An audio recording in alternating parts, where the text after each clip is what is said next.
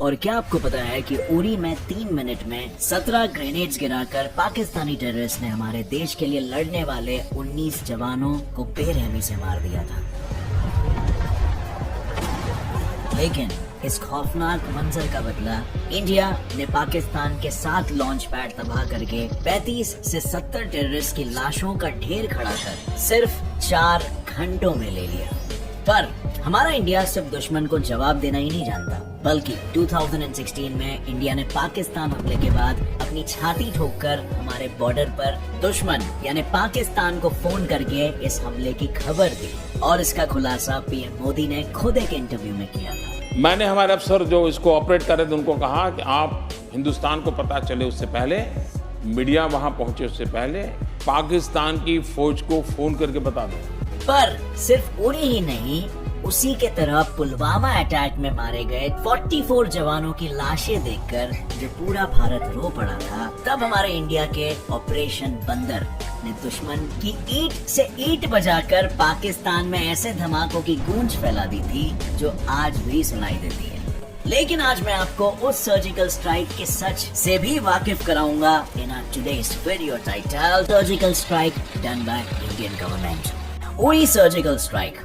तो उरी अटैक के बाद हुए इंडियन सर्जिकल स्ट्राइक की बात करें तो इंडियन आर्मी ने अपनी जान की परवाह किए बिना पाकिस्तान में घुसकर ईंट का जवाब पत्थर से दिया था। लेकिन इंडिया ने टेररिस्ट की तरह इसे छुपाने की कोशिश नहीं की। इंडिया ने अपनी छाती ठोककर सबसे पहले सर्जिकल स्ट्राइक की खबर पाकिस्तान के मिनिस्ट्री को ही दी थी। भैया, हमने आपके देश में घुसकर टेररिस्ट को मार गिराया है और आप आकर इनकी लाशें ले जा सकते हो।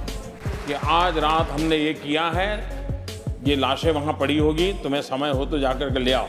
Now that's pretty bold of India, right? पर किसी कहानी को पूरा जानने के लिए कहानी की शुरुआत से उसे जानना जरूरी है। और इंडिया के इस बदले की कहानी शुरू हुई थी जम्मू एंड कश्मीर के उरी सेक्टर में, जहां 4 जैश-ए-मोहम्मद टेररिस्ट्स ने इंडियन आर्मी के 12th ब्रिगेड पर 18 सितंबर को रात के अंधेरे में हमला कर दिया था।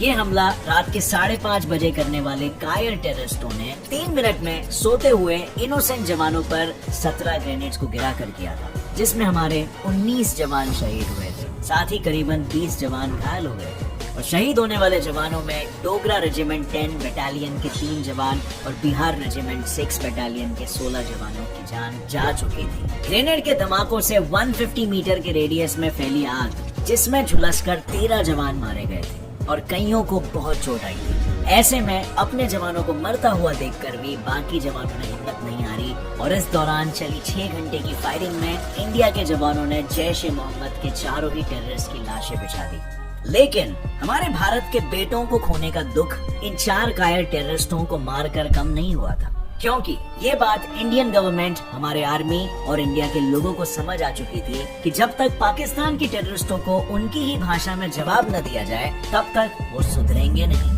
और इसीलिए इंडिया की गवर्नमेंट और आर्मी ने एक बड़ा कदम उठाया। हमारे देश के प्राइम मिनिस्टर मोदी ने जवानों को स्ट्राइक की प्लानिंग करने की पूरी छूट दे दी और इंडिया ने इस अटैक की जिम्मेदारी घातक प्लाटून, जिसमें 20 स्ट्रॉन्ग सोल्जर्स यानी commanding captain, 2 non commissioned officers, special team जैसे marksman and spotter pairs, light machine gunners, medic and radio operator जैसे सोल्जर्स को सौंप दिया, जिनमें 10 डोगरा और 6 बिहार बटालियन के जवान भी शामिल थे। और इन जवानों ने अपने साथियों का बदला लेने में बिल्कुल भी देरी नहीं की। 28 सितंबर 2016 की रात 12:30 बजे हमारे जवानों ने सर्जिकल स्ट्राइक ऑपरेशन को शुरू किया, जिसमें सबसे पहले कमांडोज को LOC पर एयर ड्रॉप किया गया, जहां से फिर हमारे जवान पाकिस्तान में 3 किलोमीटर अंदर तक घुसे और उन्होंने एक जगह नहीं, पाकिस्तान के भिम्बर, हॉट स्प्रिंग, केल एंड लीपा सेक्टर्स में हमला करके इंडिया में टेररिस्ट के घुसने वाले 7 लॉन्च पैड्स को तबाह कर दिया। इस हमले के दौरान हेलीकॉप्टर्स का भी इस्तेमाल हुआ था और हमारे जवानों ने 4:30 तक इंडिया की सीमा में बढ़कर इस मिशन को पूरा भी कर दिया।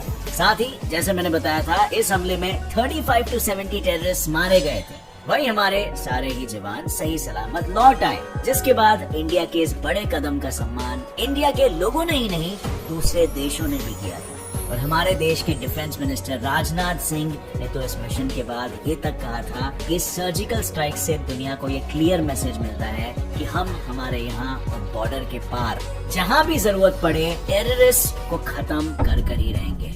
और आने वाले कल में भी इंडिया इसी तरह अपने दुश्मनों को ईंट का जवाब पत्थर से देता रहेगा, जब तक हमारे देश के दुश्मनों को ये बात समझ न आ जाती कि अब इंडिया ना तो रुकेगा और ना ही किसी के आगे झुकेगा, और ना ही इंडिया अपने किसी जवान या अपने जनता के खून बहने पर चुप रहेगा। अब फ्रेंड्स, क्या आप भी करंट सरकार की इस नीति से सहमति रखते हो? अपनी राय मुझे नीचे कमेंट सेक्शन में देना। अगर आपको इस वीडियो से कुछ भी नया सीखने मिला तो एक लाइक जरूर ठोकना। इस वीडियो को सारे फ्रेंड्स और फैमिली मेंबर्स के साथ शेयर करो ताकि उन्हें भी पता चले हमारे इंडियन आर्मी की वीरता के बारे में। With that said, as always, stay curious, keep learning and keep growing.